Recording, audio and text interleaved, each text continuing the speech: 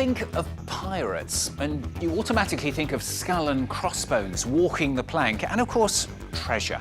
Modern-day piracy, perhaps a little less fantastical. But just a decade ago, the problem exploded off the coast of Puntland, northwestern Somalia. In 2008, well over 100 boats attacked by pirates. Just 1 year later, well, that number had doubled, with nearly 50 boats actually seized. One of the triggers, illegal and unregulated fishing. Local fishermen angry that nothing was being done to confront foreign trawlers. They became organised and did the job themselves. In holding foreign fishing crews hostage, they stumbled across an easy way to make money. In the end, world powers coming together to try to tackle the problem.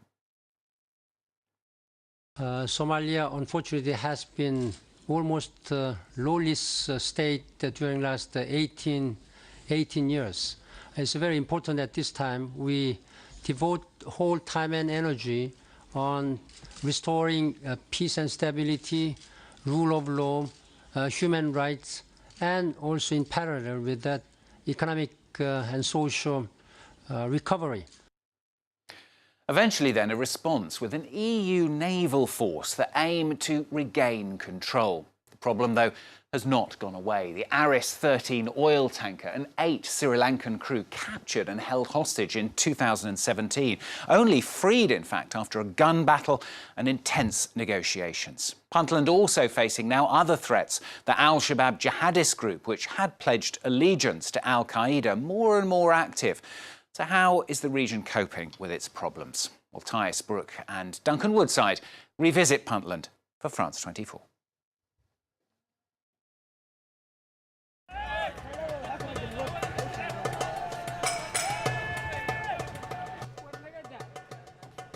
Bosaso, Puntland's commercial nerve centre. 10 years ago, awash with pirate money. Nowadays, a relatively stable gateway to northern Somalia. 25,000 ships pass off the coast here every year. The port and fishing fuel the local economy. Each morning, nets are brought to shore on small boats like these. Marlin, tuna, swordfish, shark meat. There's a rich variety, even if numbers are in decline. Dahir used to dive for lobsters. I lost my leg when I was diving. I got attacked by a shark. It was a white shark, and it took my lower leg off in one bite. I got quickly rescued by my fellow diving mates and got rushed to the hospital. But the biggest complaint of fishermen is that foreign trawlers, some licensed by the government, others not, are taking most of the fish. We have suffered a lot from all these foreign ships. A lot. The foreign ships, they come and steal our fish. What they do is steal our nets. I agree with him. And another problem I would like to add is the poison, the waste that they throw away in the sea. And this lasted for the entire period when we had no central government. Foreign trawlers even destroy local boats. So vessels stay close to each other at sea, watching each other's backs. Sometimes that strategy saves lives.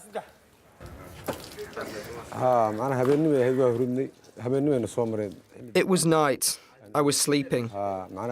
They came past in the night time. We didn't realize until the ship was there. He crashed into the boat next to us. So I ran to help them and left the fishing equipment and ran off. Most probably, they did it on purpose. Illegal fishing was one of the triggers for the piracy crisis that exploded off the coast here nearly a decade ago. Angry fishermen pooled resources and bought weapons to confront foreign trawlers, holding crews hostage. And they quickly found they could make money, a lot of it. In 2008, Mohammed, nicknamed Warabe, joined what was by then a massive industry. The reason I went out to sea was that I had seen people do it, and they were making money. I wasn't, and I decided not to beg anymore. Warabe prepared well. buying weapons in Yemen. But his piracy career wasn't a success. We were a group of 11 guys. We went out to sea, and in our first attempt to take a boat, we failed. But the second time, we took over a ship, but we were attacked. Warabi and his crew came under attack from international forces. 9 of his 11 crew died. He was one of 2 rescued, his bullet wounds treated by the attackers. Now he's gone back to fishing. Nothing, he says, would tempt him back to piracy.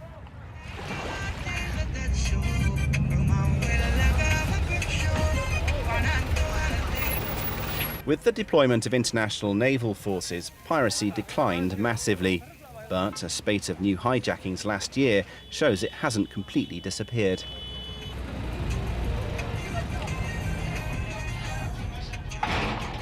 Sarath is a former hostage. Chief engineer on the MV Orna, a cargo boat, he was kidnapped with 18 shipmates in October 2010. His captors initially demanded $12 million. Sarath appears on the right here. They took our 6 people and they wanted us to be stripped, but we remove all the clothes. Then they asked us to lie down. Then they tie up our hands and legs and start beating like a hell because all the anger on our body. A prisoner for close to 2 years, Sarath didn't rest for long after being freed. He took a job with the United Nations. Here, in Somalia, of all places. In Bosaso, the UN is training coast guards from across Somalia. The students improve their navigation skills, first aid, seafaring terminology, and Sarath teaches them marine engineering. From the beginning, I was thinking, how could I participate against this human trade? This is the best offering that I got. So I do my level best. To stop this piracy.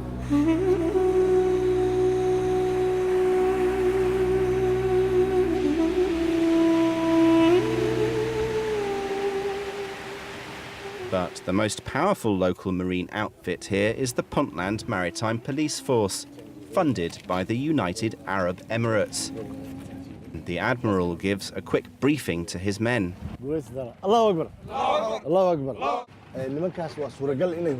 likely the people we will come head-to-head with, the guys on the sea, they could be fully equipped and prepared with guns, weapons. So we're going to sail towards Yemen. And then we will take a slight right turn. The Pirateland Maritime Police Force began work 7 years ago. While piracy has receded, other threats have risen, chiefly Al-Qaeda affiliate Al-Shabaab, and now also the Islamic State. And the crisis in Yemen has caused trafficking to surge. We capture weapons, ships smuggling humans, and ships suspected of piracy. That's what we encounter. Yes, at times we suffer deaths, and there are injuries. They do fight. Sometimes they surrender. That's how it is. Patrols take place several times a day. Even the smallest boats are checked.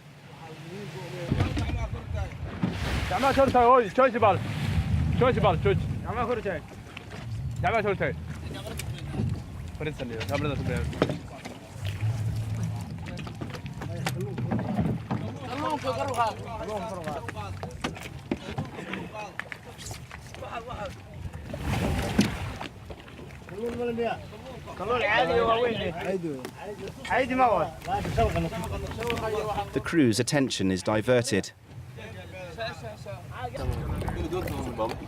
Maybe some problem. We will go there now. Maybe some problem.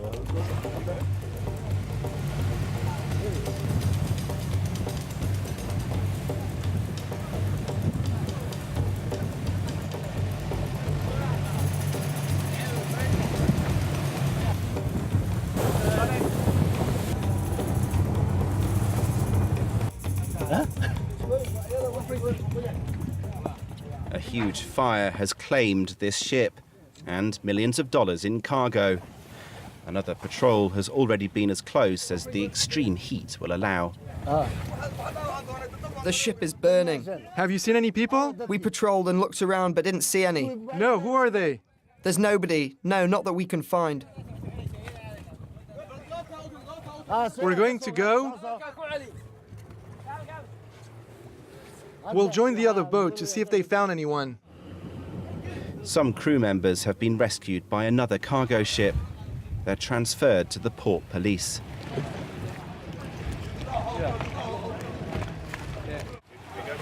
We've got 2 injured crew. We'll take them to the harbor. You fetch the rest of the crew. Okay. We learned later that 2 members of the stricken cargo ship didn't make it out alive, and the fire was caused by an engine fault.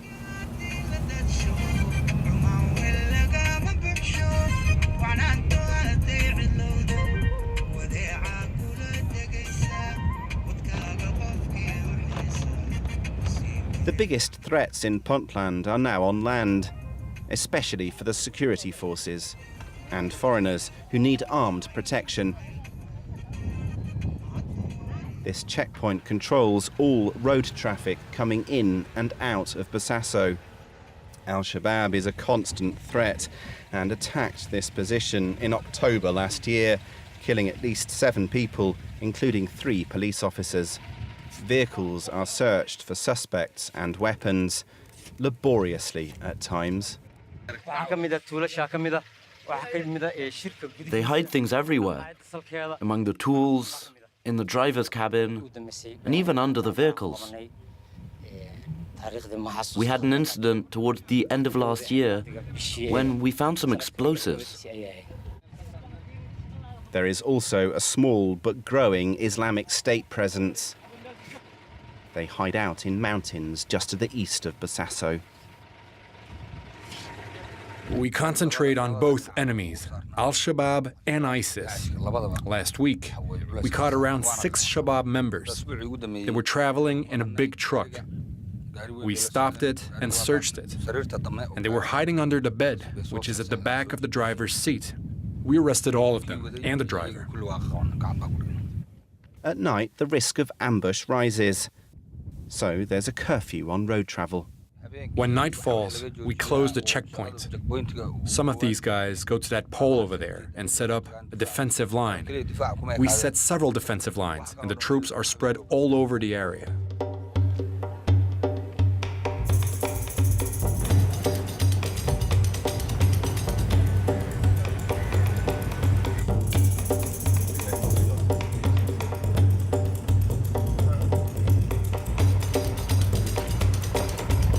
To help reduce the lure of piracy and extremism, the international community works within displaced communities. We've come to one of several on the edge of Bosaso. Home to tens of thousands of people, this camp sprang up when the central government collapsed in Mogadishu in 1991.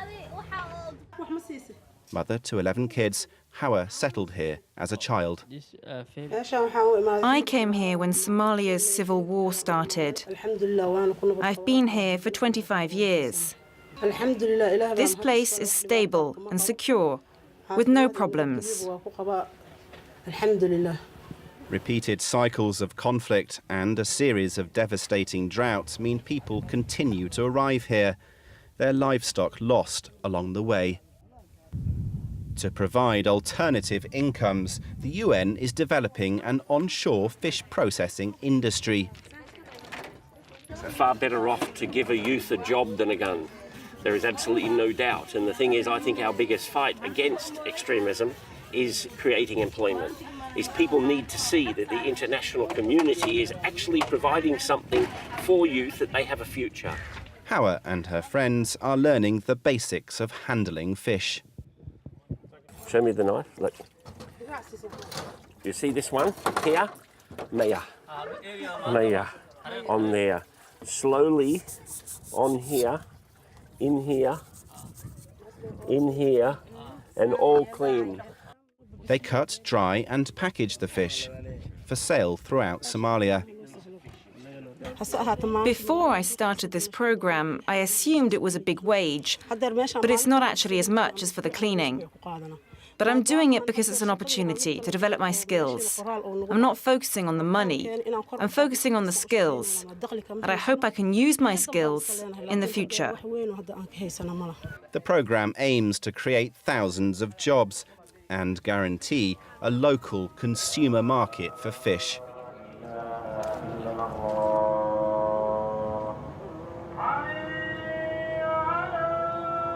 But even as Bosaso grows and trade flourishes, day-to-day life remains a struggle for most people here. Anger over illegal fishing, alongside corruption and clan rivalries, will continue to generate space for radicals to exploit, away from the main mosques, behind closed doors, and in the bush.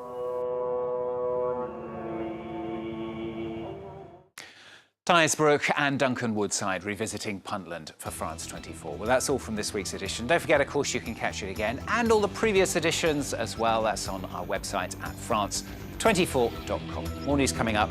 Thanks for watching.